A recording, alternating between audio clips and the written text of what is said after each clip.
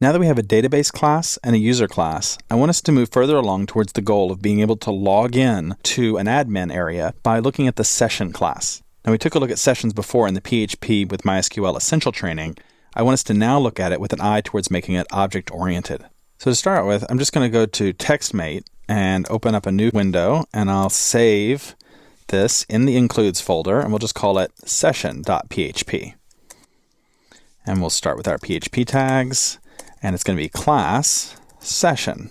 That's going to be our session class that we're going to create. Now, if you remember back to what we learned in the Essential training, the session is going to be maintained on the server as a file. And what we're going to do is actually get the cookie for the session automatically sent to us by the browser, and we'll be able to look up what file is there. And then in that file, we can store things. And that way we can actually store the user state. And that's especially useful for things like whether or not they're logged in, because we can remember, hey, this person has been logged in already because I already found their ID and I already marked them in my session file.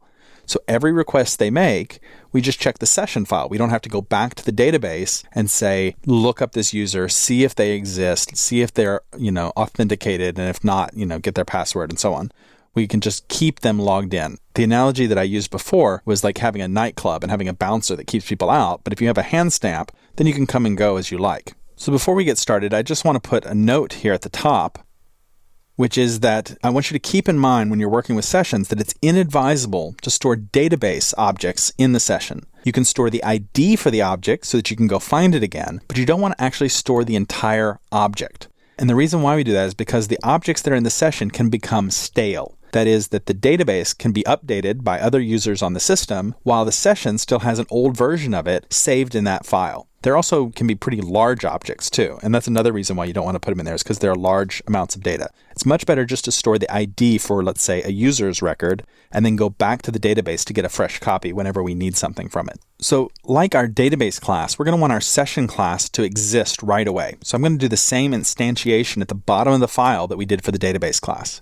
So when this loads, it'll define session, and then it will create one for us automatically. So that means that a lot of the setup that we're going to want to have happen is going to take place in our construct function. If you remember back to what we learned in Essential training, the main thing we need to get the sessions rolling in PHP is session start.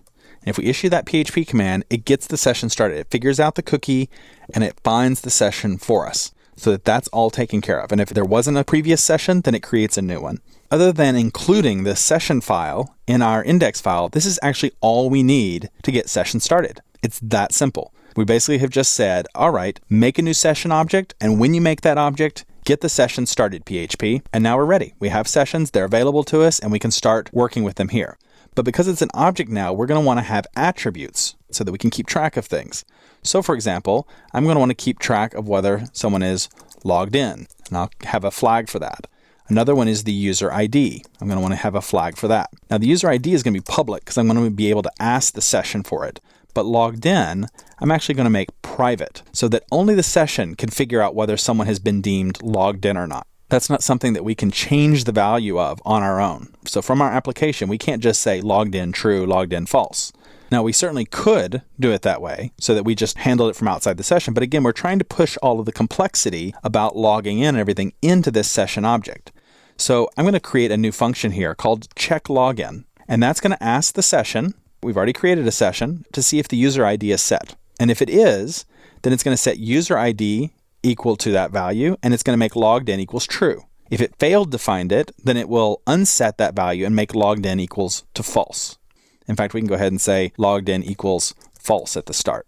So now when the construction happens, it would be great if we went ahead and also just ran this method, check the login.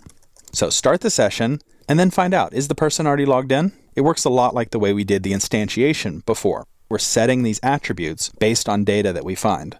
And then even though that's all I'm really going to do here is just establish the fact that they're logged in or not, we could have something else here that said if they're logged in, then do a certain set of actions right away. If they're not logged in, then do another set of actions right away. This is not where we're going to take care of redirecting a user to a login page or anything like that. Don't be fooled by that. We'll take care of that somewhere else.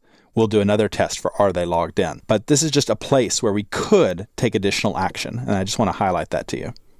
Now that we have a private function for checking whether they're logged in or not, what we're still missing is a public way for us to find out whether the session succeeded or not. So it gets constructed, it marks all the attributes correctly, but then we need a public function I'm calling isLoggedIn, which will check and see, is the person logged in or not? This is like the bank teller being able to go to the bank vault. isLoggedIn has access to this method, but we don't directly. What this keeps us from is being able to write to this method. We can read from it here, but we can't write to it. We can't set this value in any way. Only the class session can do that. Now, there's two other methods that we're going to need here, and those are going to be in the cases when someone logs in from a web page. So they enter their username and password. We want to go to the database, find the user, make sure the password matches and everything. And if it does, then we want to say, hey, session, mark them as logged in now. Even though they weren't logged in when you got set up, now you need to mark them as logged in. So here's the way I'm going to do that. I'm going to write a public function called login. The database will take care of finding the user based on the username and password. If we get sent a user, then take that user ID and set that equal to both the session ID, so it'll be stored for the future, and mark it inside this object, so that the object will also be updated. And then mark logged in as true, since it was marked logged in as false, presumably before they got to that page. And that will then effectively log someone into the page. Conversely, we'll want to log them out as well, so we'll need another function here, public function logout, and it will just unset that session ID so that we don't remember it for the future. It will also unset the user ID here so that that's no longer in effect, and mark logged in as false again. So here now we have a session object that handles everything for us. When we fire up the application, it figures out whether they were previously logged in or not, and we have the ability to test whether they are logged in currently, to log them in, and to log them out, all by just issuing these three simple method commands, isLoggedIn, login, and logout.